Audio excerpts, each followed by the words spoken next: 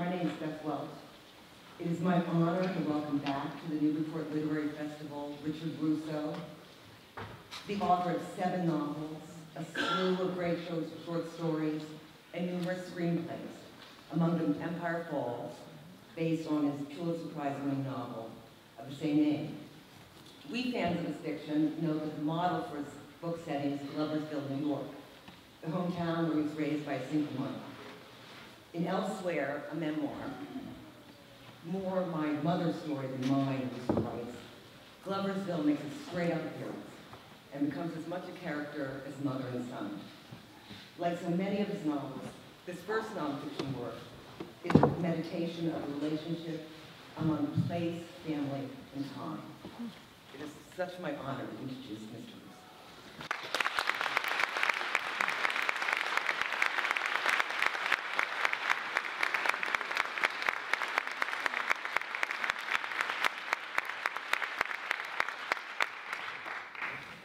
Thank you, Matt. Wow, this is something. It's wonderful to be back.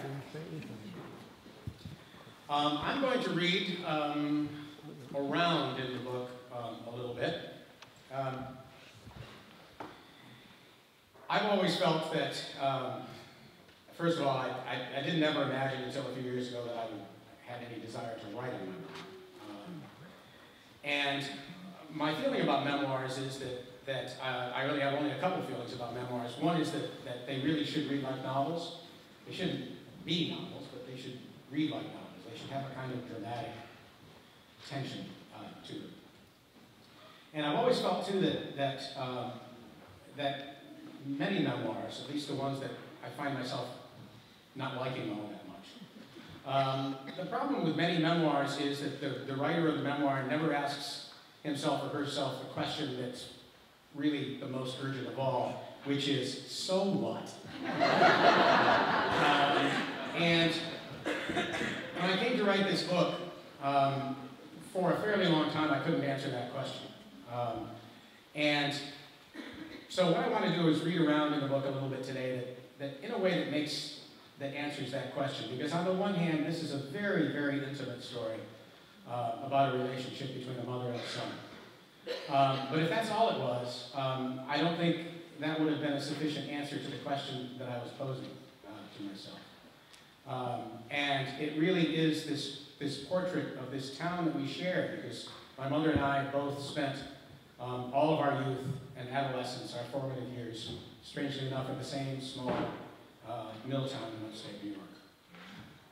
So let me begin with, I'm just going to read a very short passage about the more intimate story, and then move on to this place that seems to have shaped my mother and me in some way, in some deep way.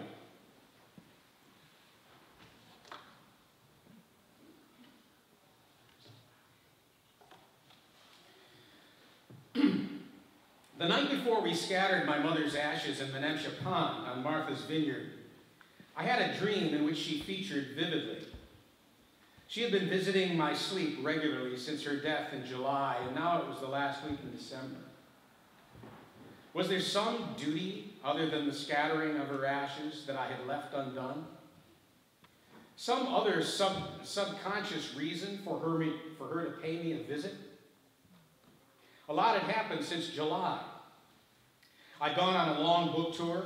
My daughter Kate had been married in London over Thanksgiving, and we had returned home just in time for the hustle and bustle of Christmas. Was she feeling abandoned? That, of course, was another way of asking whether I was feeling guilty about neglecting her in death, as I sometimes worried that I had done in life. We delayed scattering her ashes for so long because both my daughters wanted to be present. Emily had recently started a new job at a bookstore near Amherst and didn't feel that she could request time off until after the holiday rush. And Kate and her husband Tom, still very much newlyweds, couldn't get a flight back to the States until after Christmas. Thus we convened on the island during the week between Christmas and New Year's to make good on what I had come to think of as my final promise to my mother. the last in a long, unbroken string of obligations that extended back almost as far as I could remember. In the dream, my mother and I were on foot, heading towards some vague destination that we had apparently agreed upon.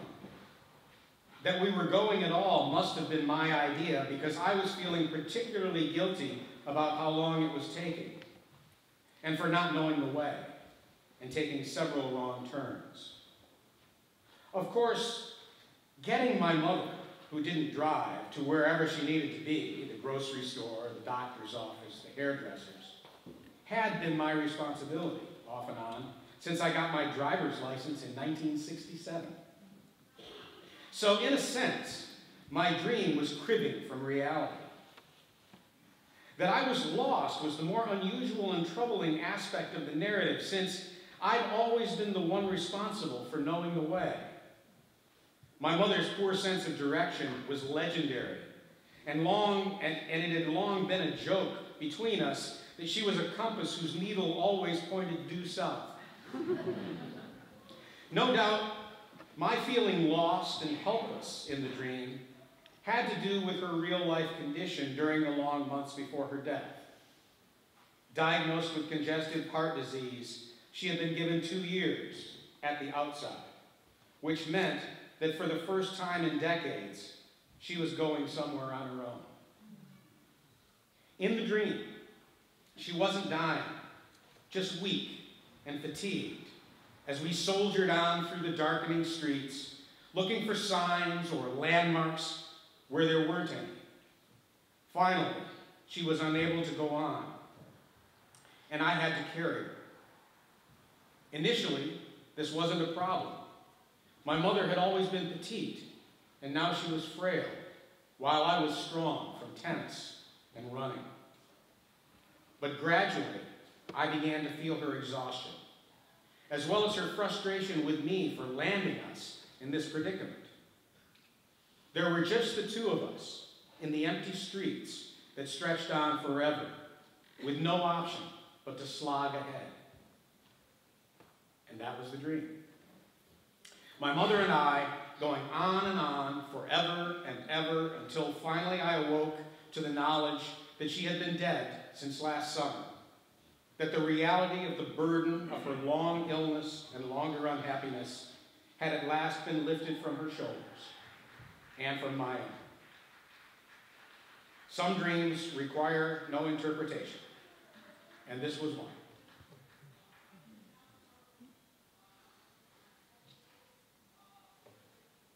And now on to Gloversville, New York.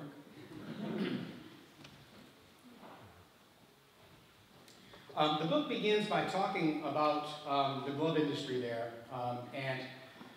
and how it had provided a kind of lifeblood to the town for a long time. But by the time I came along in 1949, that was pretty much, the end was in sight, and it wasn't that far away. In a way, I think Gloversville was, as I've said on numerous occasions before, Gloversville was not unusual. It was just ahead of the rest of the country in a lot of ways. It was, I think, the canary in the mine shaft that we didn't recognize at the time. How quickly it all happened. In the 50s, on a Saturday afternoon, the streets downtown Gloversville would be gridlocked with cars, honking hellos at pedestrians. The sidewalks were so jammed with shoppers that as a boy, trapped among taller adults, I had to depend on my mother, herself no giant, to navigate us from one store to the next, or, more harrowingly, across Main Street. Often, when we finished what we called our weekly errands, my mother and I would stop at Pedrick's. Located next to the city hall, it was a dark, cool place, the only establishment of my youth that was air-conditioned, with a long, thin wall whose service window allowed sodas and cocktails to be passed from the often raucous bar into the more respectable restaurant. Back when Pedrick's was always mobbed, even in the middle of a Saturday afternoon, back then Pedrick's was always mobbed, even in the middle of a Saturday afternoon, Mounted on the wall of each booth was a mini jukebox whose maneuverable mechanical pages were full of song listings. Selections made here, 5 for a quarter, if memory serves, were played on the real jukebox on the far wall. We always played a whole quarter's worth, while nursing sodas served so cold that they made my teeth hurt. Sometimes, though, the music was drowned out by rowdy male laughter from the bar, where the wall-mounted television was tuned to the Yankees ball game. And if anyone hit a home run, everyone in the restaurant knew it immediately. I remember listening intently to all the men's voices, trying to pick out my father's. He and my mother had separated when I was little, but he was still around town, and I always imagined him on the other side of that wall in Pedrick's. I also suspected that my mother, if she hadn't been saddled with me, would have preferred to be over there herself in the bar. She liked me, liked being among them. And on the restaurant side, it was mostly women and kids and older people. Though I couldn't have put it to words, I had the distinct impression that the wall that separated respectability from fun was very thin indeed. There was another jukebox over at the bar, and sometimes it got cranked up loud enough to compete with whatever was playing on our jukebox. And then my mother would say it was time to go, as if she feared that the wall itself might come crashing down. To her, music getting pumped up like that could only mean one thing, that people were dancing, middle of the afternoon or not. And if she had been over there, she would have been dancing as well. A good decade after the end of World War II, Gloversville was still in party mode. And regular Saturday festivities routinely continued right on up to last call and often beyond. The town's prosperous citizens dancing and drinking at the Eccentric Club. The more middle-class folk in the blue-collar taverns along Upper Main Street, or in summer at the pavilion at nearby Caroga Lake. The poor, often the most recent immigrants with the lowest paying tannery jobs, drank in the gin mills bordering South Main, in the section of town referred to as the Gut, where arrests for drunkenness or indecency or belligerence were often much more likely to be recorded in the local newspaper on Monday than comparable exploits at the Eccentric Club. By the time I graduated from high school in 1967, you could have strafed Main Street with automatic weapons fire without endangering a soul. On Saturday afternoons, the sidewalks were deserted. People in newly reduced circumstances were shopping for bargains out of the cheap off-brand stores that had sprung up along the arterial highway. The marquee at the Glove Theater bore the title of the last film to play there, although many of the letters were missing, so many that you couldn't guess what the movie was. Jobless men emerged from the pool hall or one of the seedy gin mills that sold cheap draft beers and rot gut rye, blinking into the afternoon sunlight and flexing at the knees. Lighting up a smoke, they'd peer up Main Street in one direction, then down in the other, as if wondering where the hell everybody went. By then, the restaurant side of Pedrick's had closed, but since I had turned 18 that summer and was now of legal drinking age, the other side, the bar side, was no longer off limits. Now, though, it was quiet as a library. The Yankees were still playing on the television, but Mantle and Maris and Yogi and Whitey Ford had all retired, and their glory days, like Gloversville's, were over. The half-dozen grizzled, solitary drinkers rotated on their stools when the doors opened. Like the past might saunter in out of the bright glare, trailing $10 bills in its wake. Every now and then, that summer of 1967, I would poke my head into Pedrick's to see if my father was among those drinking Utica Club drafts at the bar. But, like time itself, he too had moved on.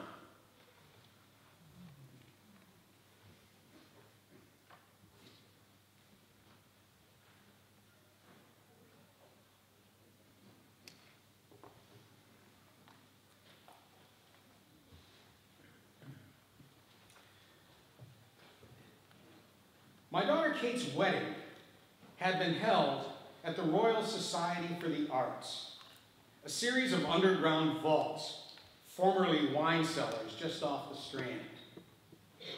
She and Tom, who's English, would be living in London, and so there was no question about having the ceremony in the States. The wedding was relatively small. Tom's family, some friends of theirs from the Slade Art School where they had met, a few of Kate's friends' college friends.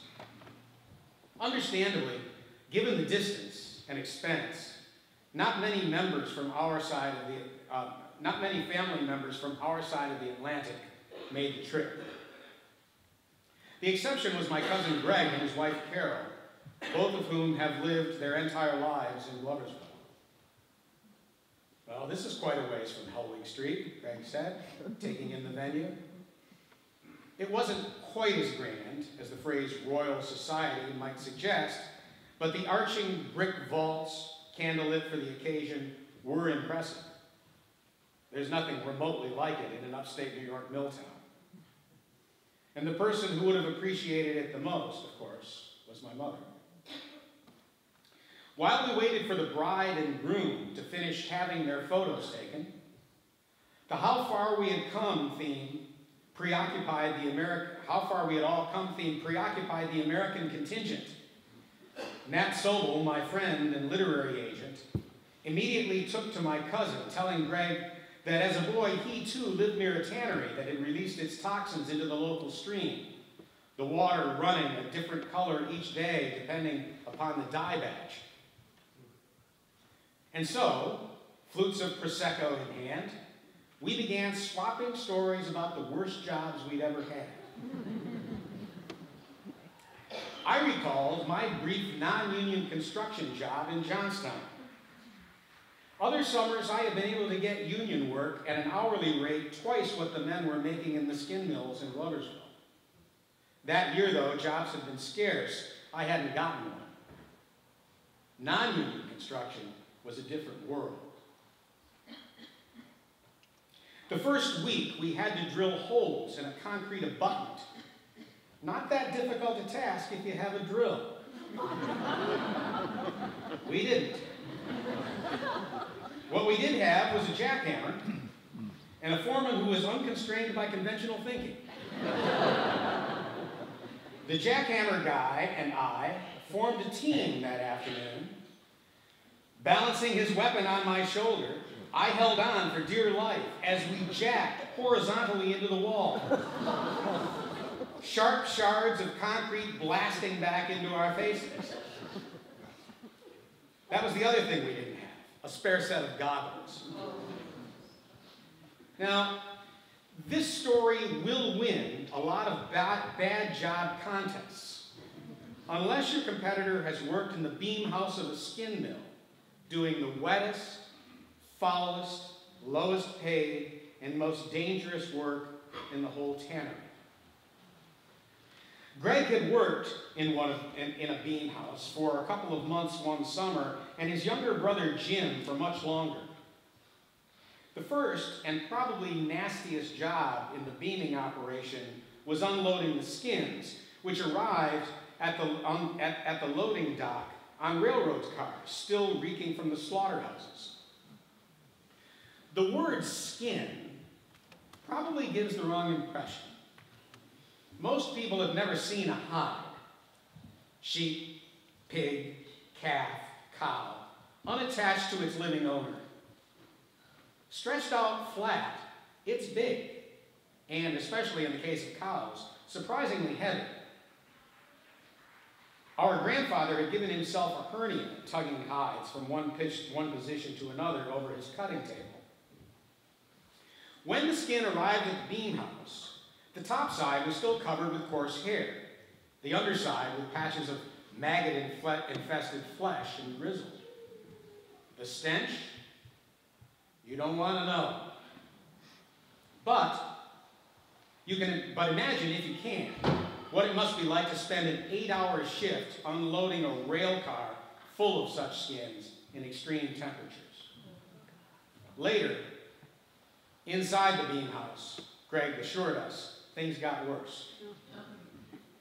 Here, the skins were submerged in huge vats and soaked for days in a chemical bath that stripped off most of the hair and the last of the clinging flesh.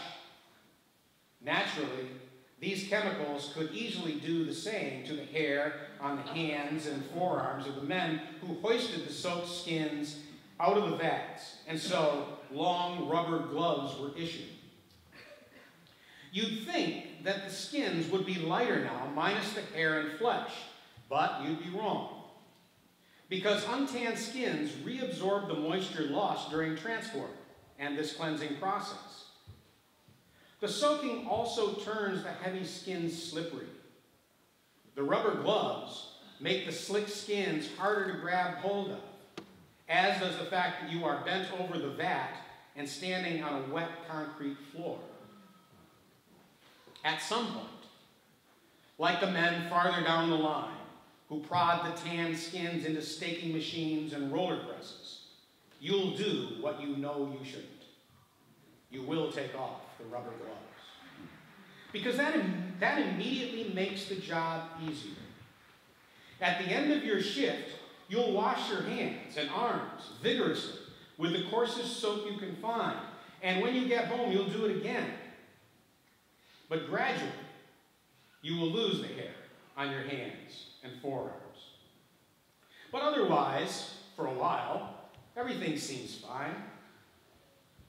Okay, sometimes your fingers itch. A little at first, then a lot. Your skin begins to feel odd, almost loose, as if moisture has somehow gotten beneath it, and what you're trying to scratch isn't there on the surface. Finally, it itches so bad you can't stand it anymore, and you grab your thumb or forefinger, and you give the skin there a twist, and then a pull. The skin, several layers of it, comes away in one piece, like the finger of a latex glove. On the other side of the Atlantic, at the Royal Society for the Arts, my cousin demonstrated with his thumb, everyone wincing as he pulled off the imaginary prophylactic of skin. Instantly, the itching becomes a stinging pain as the air impinges on your raw flesh. Later, someone comes around with a jar of black goop, and you plunge your raw thumb into it, the coolness offering at least some relief. And for a while, you go back to wearing the rubber gloves. This is only the beginning, though. This is just the beam house's way of saying hello when all you want to say is goodbye to the skins, the foul chemical air, even your co-workers, because let's face it, the ones who have been at it for a while, many of them with 5th grade educations, they're not quite right.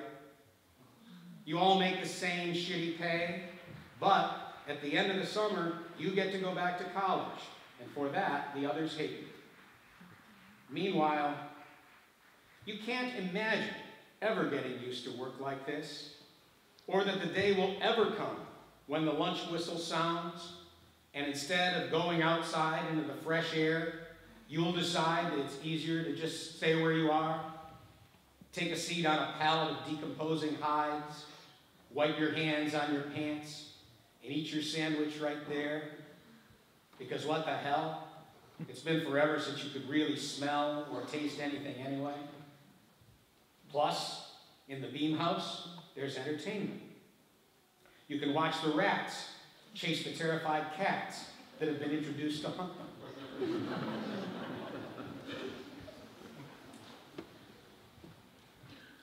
As my cousin relates this story, which I'm hearing for the first time, I become conscious of being in two places at once.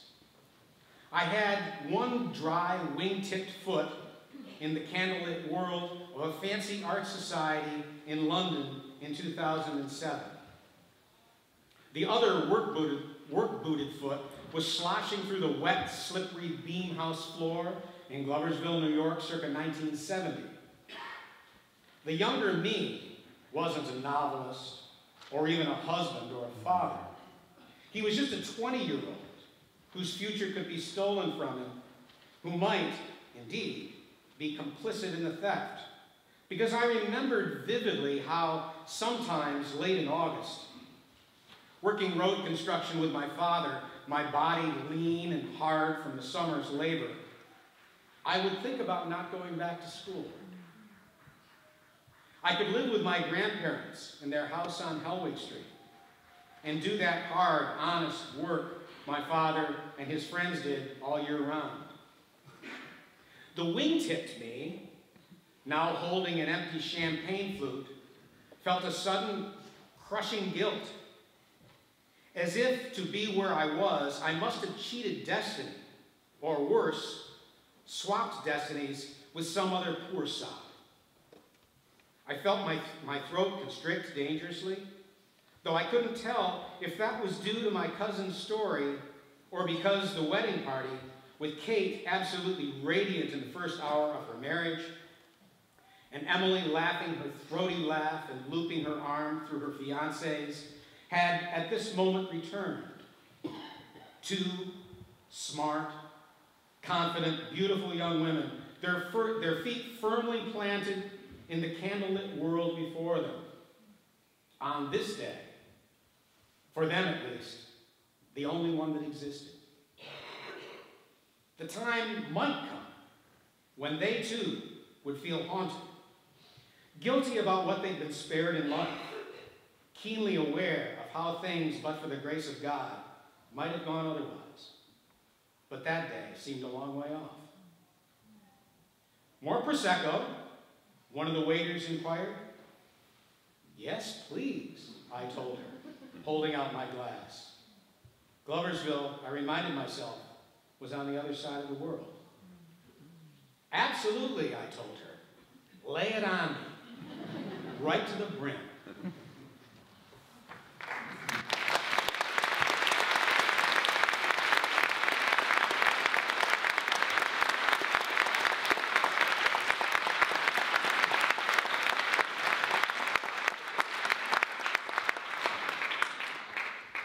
Thank you.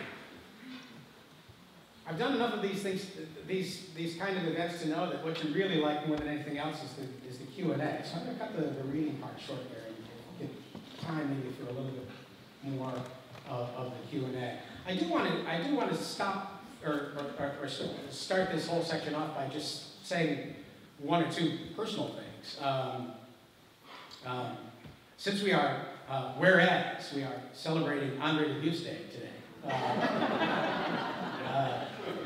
You know, writers' friendships are sometimes fraught things, and I haven't had very many writer friends over the course of my career, partly because I've lived in small towns, and since I stopped teaching, there haven't been that many writers around. But sometimes writers are like everybody else; they can be competitive, and sometimes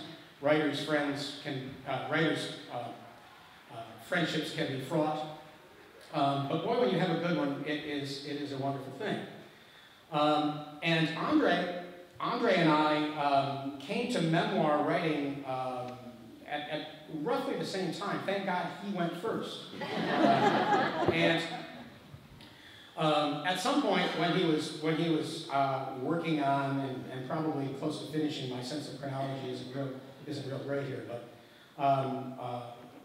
Andre and I ran into each other and we were talking, and he said he was working on this memoir, Tommy, and he said that it was excruciatingly difficult to write because he wanted to tell the truth, and if he wasn't going to tell the truth, there wasn't much point in writing the book. But on the other hand, telling the truth almost certainly was going to cause pain to people that he loved. And he just said, you know, I don't know. Should I even be doing this? And although I generally don't like to give advice, he said, what would you do? And I said, well, I think I would just ask myself a question. And that question was, in writing this, am I trying to settle any scores? If you're trying to settle a score, I think you need a better reason to write a memoir than to settle scores. And it introduces into the work an element that the writer later on is very likely to be sorry for. So that was the sum total of my advice to Andre. Knowing him as I did, I knew that, number one, he wasn't the kind of man who was going about settling scores. He said later that that was good to hear. That was good to hear at that particular point, because he was really having serious misgivings about that. That advice, like so much advice in life, is so much easier to give than to take. And so a few years later, Andre and I ran into each other, and he had, at this point, I was in the middle of writing elsewhere.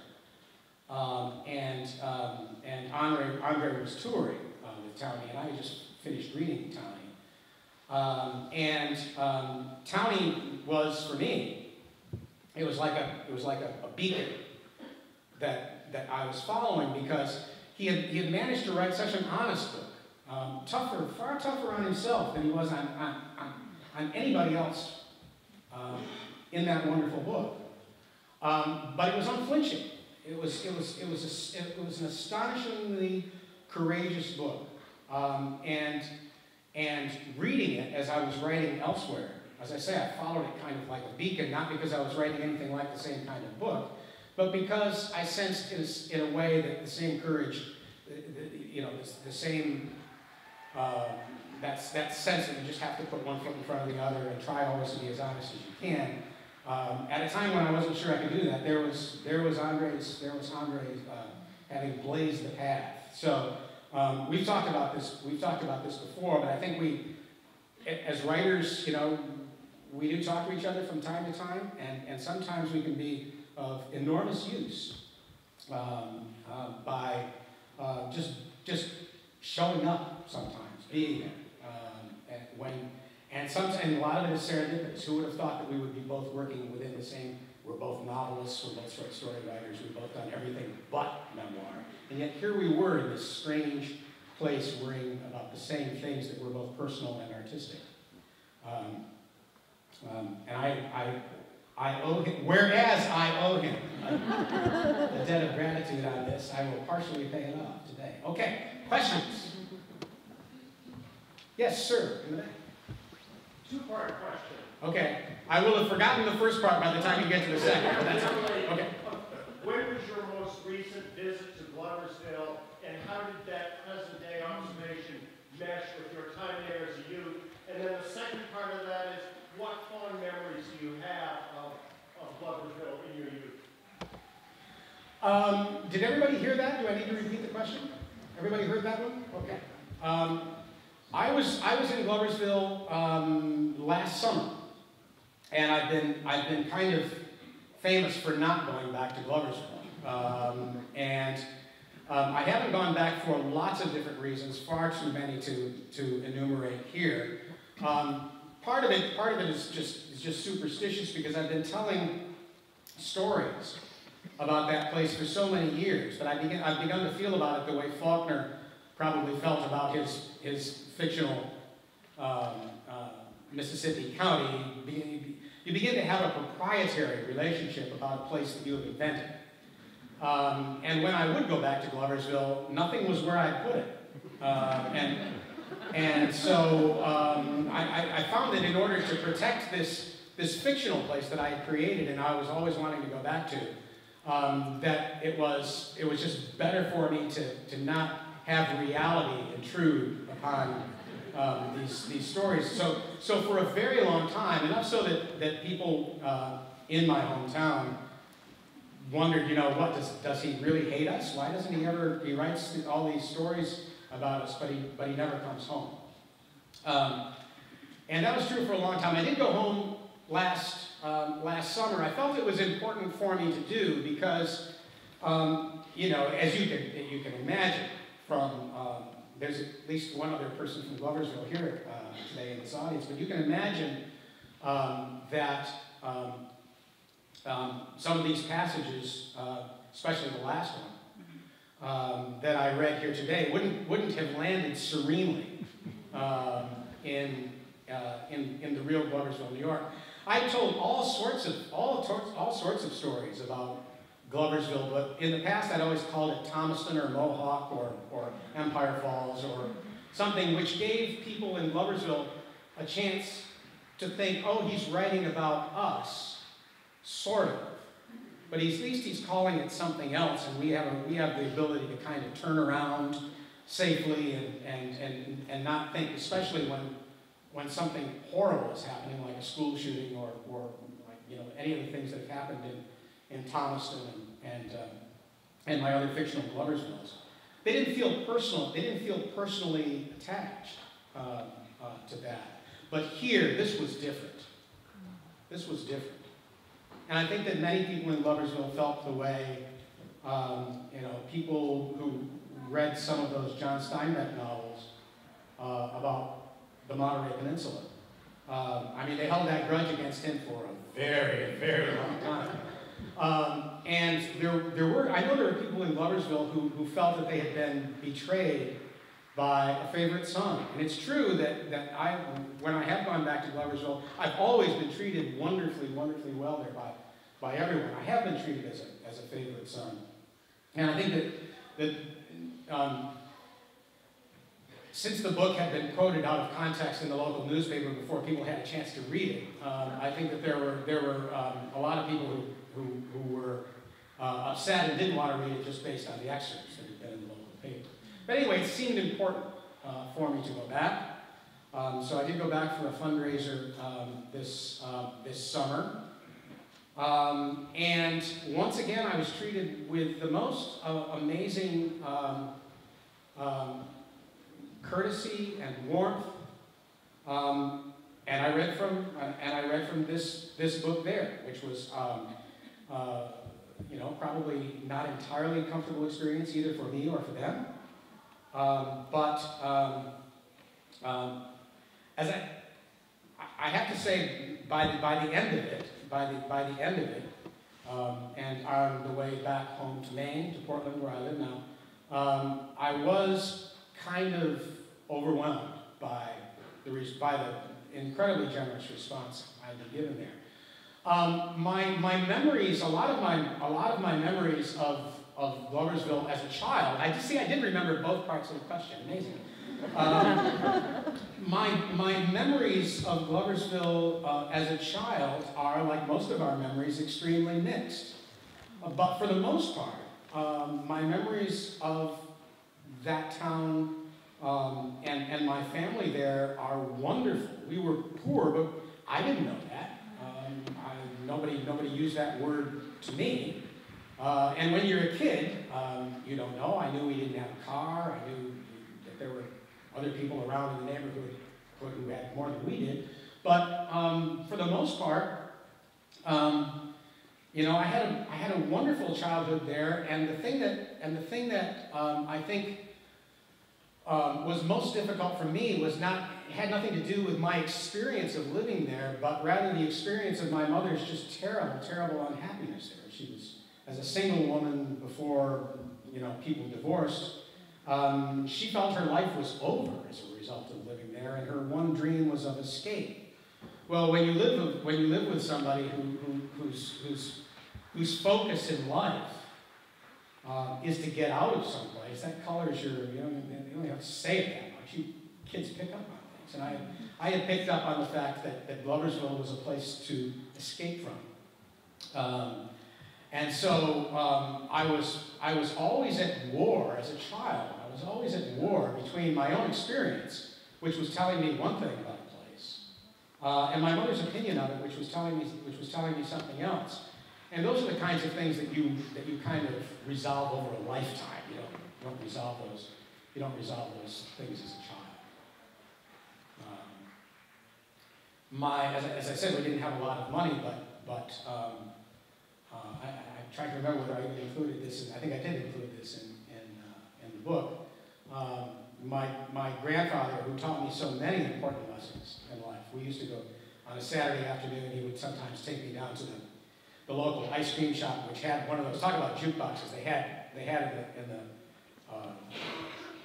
in part of the ice cream shop over against one wall. They had what looked like a jukebox, but it was full of roasted nuts, peanuts and Spanish peanuts and various other cashews, all those things. But we would go there, and of course the Spanish peanuts with the red skins, those are invariably, no matter wherever you go to buy, even in supermarkets, those are always the cheapest.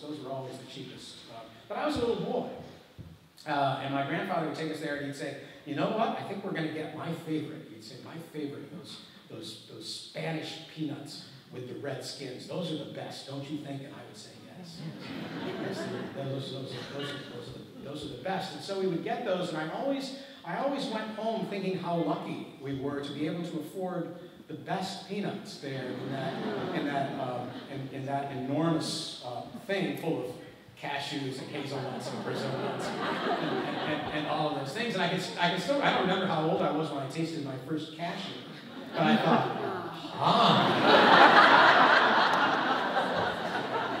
And on the one hand, I wanted to say, wait a second, I was lied to. The little ones with those, the papered skins, the red skins and everything would come off, and they stain your hands, and you can see why they're the cheapest ones in there. You can taste why they're the cheapest ones in there. And my first thought was my grandfather, who I trusted in all things, had lied to me. But what he was teaching me, I think, is what we all have to learn at some point or other, is to love what we have, to love what we can afford, instead of worrying too much about the cashews. And if you're lucky, as I was, sooner or later you get to eat a cashew. So, yes, sir. Yeah, which aunt, uncle, or cousin did you hurt and generically how? Did I hurt a cousin? Well, you hurt somebody and didn't hurt an aunt, uncle, or cousin. It's unbelievable. Well, I cannot remember ever hurting. The only cousin with whom I have a long-standing, my cousin Greg, to whom this book is dedicated.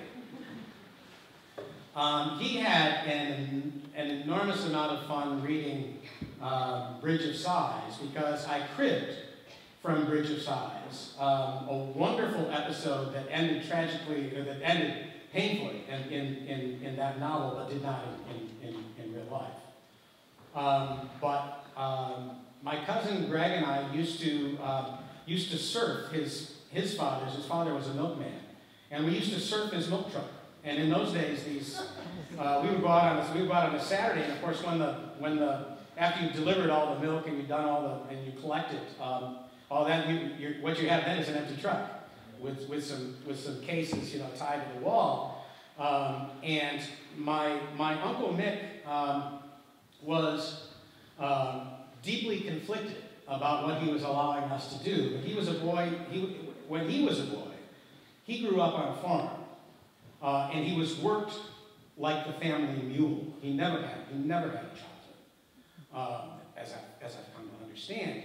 And so when my cousin Greg and I can imagine, those are these incredible, like Volkswagens that we put our kids into, these car seats that are just amazing. They cost like $750, and we put our children into those. We put our children into those things because we're afraid of something happening to him. But he used to let my cousin Greg and I stand up in the back of a careening milk truck with our hands out like that, and in the middle of the truck, And he'd always threaten us too. If one of you gets hurt, so help me, whoever gets hurt is going to get hurt worse. And so his instructions were for us to, it was our responsibility to not get hurt, because he knew how much trouble he was going to be in when he got home if one of us got hurt. And so we would surf the truck, and invariably one of us would have to get hurt, because we would squeal, and we would become happier as he would take the corners, with more speed, and we would go crashing against the walls. And I would catch a look at him in the rearview mirror, and all I could see were his eyes, so I could tell how much fun he was having. It was everything he couldn't do himself as a boy. He couldn't bring himself to disappoint us, until, of course, one of us would get hurt. And then we'd see those eyes in the rearview mirror, and they had become cold, snake eyes. Because he was going to have to, when somebody had a finger bent back, or someone was bleeding from above the eyes. He was going to have to take me home to my mother, or my cousin Greg home to my Aunt Phyllis with this butterfly cut up there with blood, and of course it was. So it was always that way, and I do remember times when we were surfing the truck, that whoever was in front had a view out the front of the truck. Whoever was surfing behind, you're really going on what the person in front of you is telling. And I remember there was one day when I wasn't completely honest with my cousin about what, and I do remember him going crashing into the side wall, and thinking at the time he could have broken an arm. What I just did, this thing that I just did, could have had a really, really serious consequence. And so when it came time to write Bridge of Sighs, I gave it a serious consequence, because it could have had one. That's as close as I've come to injuring. Okay, all right. That's my story, and I'm sticking to it. Yes, hi. Just as a preface, I'd just like to say that I was very fortunate to be able to take on Ray's class in his home with the children and everything crawling all over us, until Oprah Winfrey did her thing and took him away. It's been terrible ever since. But anyway, one of the things he always said to us is, you write what you don't know you know. And I'm wondering if along the way, this happened to you many times when you were going through your classes, that you came across events and things that you either put together in your mind, or just cropped up out of the arrangement of events. Yeah, sure, thank you. The question goes to the old adage, to write what you know. And different writers approach this differently. I think it can be said, some of the things that can be said that I don't think anybody would argue with on this topic is that sooner or later, personal experience begins to wear thin. And most writers begin writing about, back when I was teaching, I used to tell young writers that it's not a bad idea to begin in what I used to call safe territory. That is, invention is going to be very important. Invention, imagination is going to become very important to any writer. But it's not a good idea to try to have to invent everything in a story.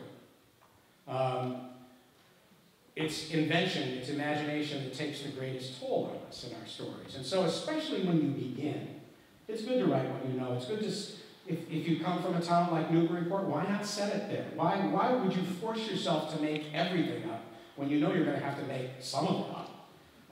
And you know that what happened in real life isn't going to be sufficient to a story. So why not begin in a world that you know? That makes perfect sense to me. What most writers find, though, is that even if they do that, even if their first book or their first 2 or 3 books are set in a world that they know, ultimately you begin to feel like you're a bit confined on the one hand, and on the other hand, maybe the material is becoming a little bit threadbare. So you need And so, whereas before you might have been inventing 30%, now you're inventing 40%, and the book after that you're inventing 50%. So the amount of imagination, the amount of invention gets larger. But the real heart of your question, I think, is the second part, which is not to write what you know, but to write what you don't know you know, right?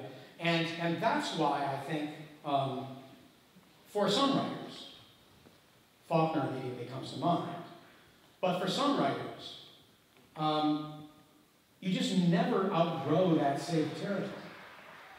And it's because of those things that we think we know, and sometimes we talk about them in conversation all the time, and we can be very glib about what we know or what we think we know.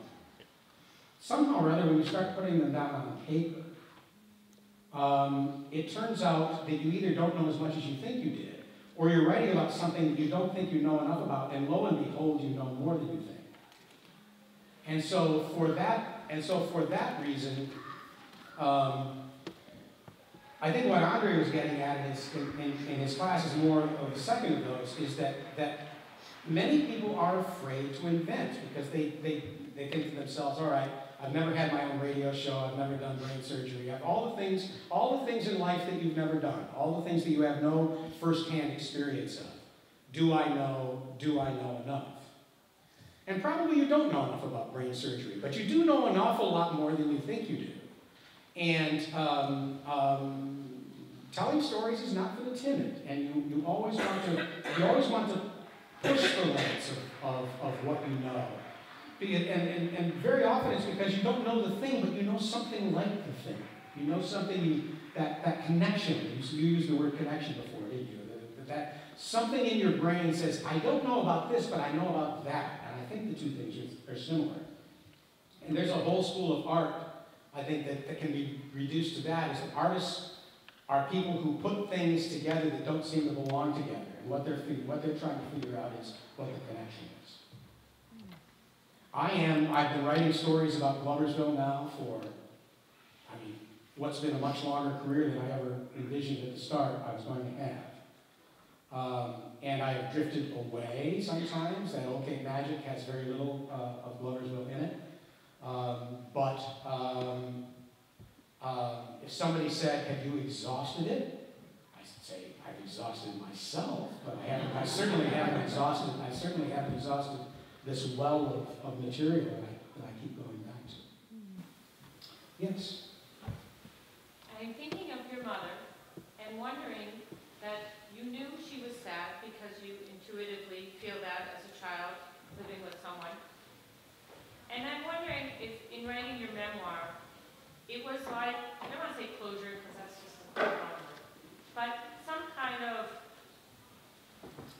wrapping her up, putting her into something that's finished because she is finished here on this earth. If in writing your memoir, it was a way to finish with her, to let her go and let her be what she was, in a way to honor her in who she was, but also understand who she was from your perspective. I don't know that in your story, because I didn't read it, and you haven't said it, whether she ever said she was so unhappy, whether she ever truly said, son, I am unhappy in my life, I want out of here and somehow get me out of here or help me get here or whatever. But I wondered if you feel that in one way you closed for her, you put her all together and let her leave. Well, it's a wonderful question. I think my answer to it is probably going to be a little disappointing. It was disappointing the way it worked out. One of the things, when you start a book with as I did this book, with that dreamscape of me carrying my mother through the streets of an alien landscape. When you begin a book that way, I think that you're probably hoping for something like the word you didn't want to use. You're probably hoping for closure. I was asking myself, why at this point now in particular am I thinking so much about my mother? Why is she visiting me in my dreams? maybe I need to write this book in order to find out, and maybe it will give me a kind of peace and closure that I must be searching for. Otherwise, why? You know, what's in our self-conscious, or what's in our subconscious is there for a reason. We may not know what it is, but it's there for a reason. And if you then write the book, you're probably hoping for, among other things, wisdom and maybe forgiveness. And I would have to say that I got neither of those things from writing this book. I certainly didn't get closure. I was very aware that my mother, who loved my other books, would have hated every single word of this one. I don't particularly feel like I did her life justice. I think her life was more important than she thought her life was. And I tried to give it, the book, some of my sense of importance of her life. I'm the wrong one to ask whether I succeeded in that in any way. But the payoff, actually, for me, this was a book that I knew I had to write, but not one that I necessarily knew that I had to publish. The payoff came in two kind of different stages. One of which was, of course, that I wasn't going to publish this book without first vetting it with my daughters. This was their grandmother, and so I didn't want to publish this book without running it first past them. And without going into too much detail about this, but those of you who have read the book and are going to find out that some of what caused so many of my mother's problems was purely medical, and it's been passed down through our family through many, many, many generations.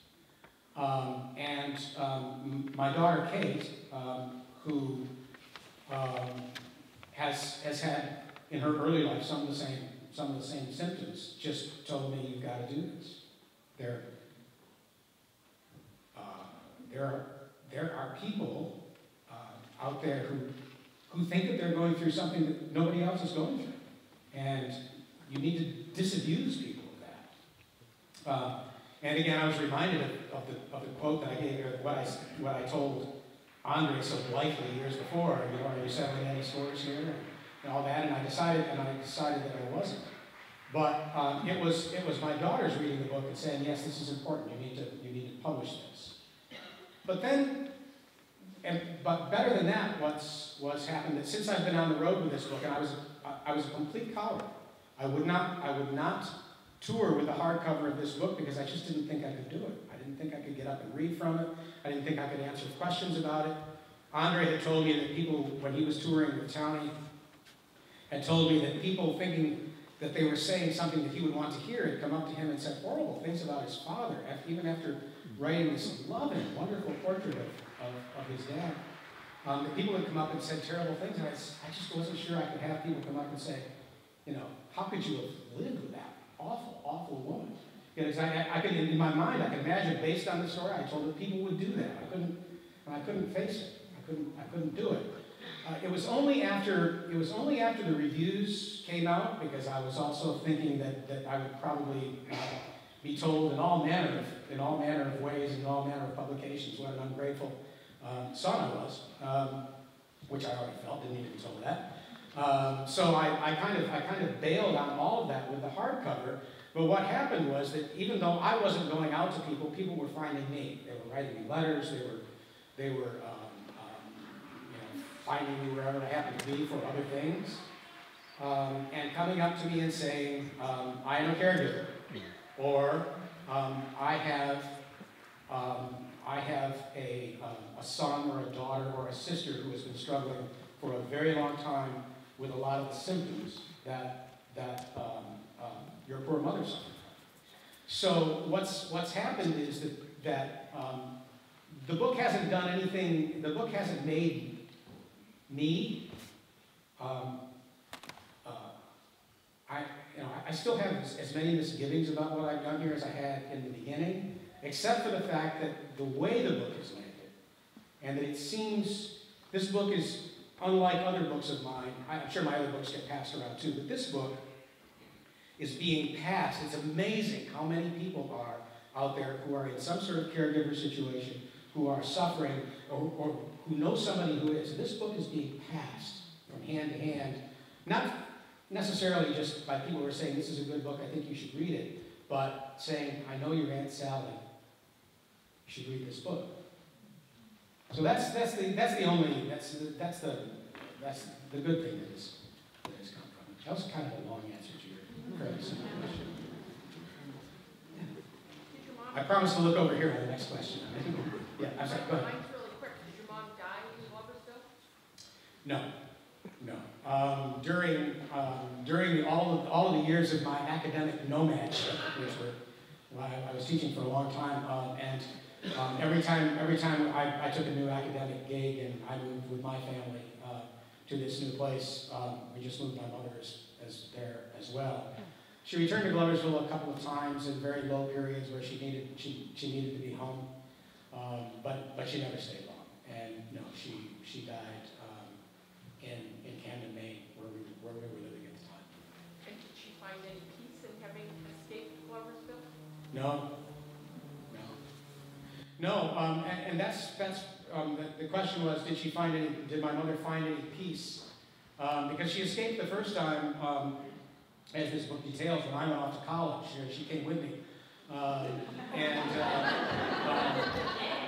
And then after that, it was always a question of wherever I was going to be, that's where she was going to be. But she had, in a strange way, that was one of the other genetic gifts that she has given to me, and that I've passed on to my children too. But she, for both of us, we both grew up in the same small town, and for her, there were always two Gloversvilles. On the one hand, there was the Gloversville that was the trap for her, where she could not, after separating from my father, she could never have a romantic life after that. She could never date. She could never go out anywhere. And because we lived above my grandparents on the second floor of the house that my grandfather had bought for us, because we lived on the second floor, she felt like every single move that she made was being watched and criticized by her parents. And so when she was away, Gloversville, or when she was there, Gloversville was a place she could never be her true self until she got away. But as soon as she was away, then she was away from all the people that she now recognized loved her and were looking after her and taking care of her. And so as soon as she was away, she was just beset with the very worst demons and anxieties.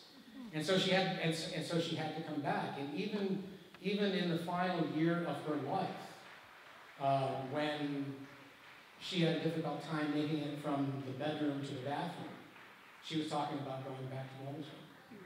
Even as through the first 17 years of my life, she was talking about getting away, and talked about getting away for really, whenever she was there, she had to go away. Whenever she was away, she had to get back. We've gone overtime here, haven't we? Yeah. Okay, we got to go. Thank you.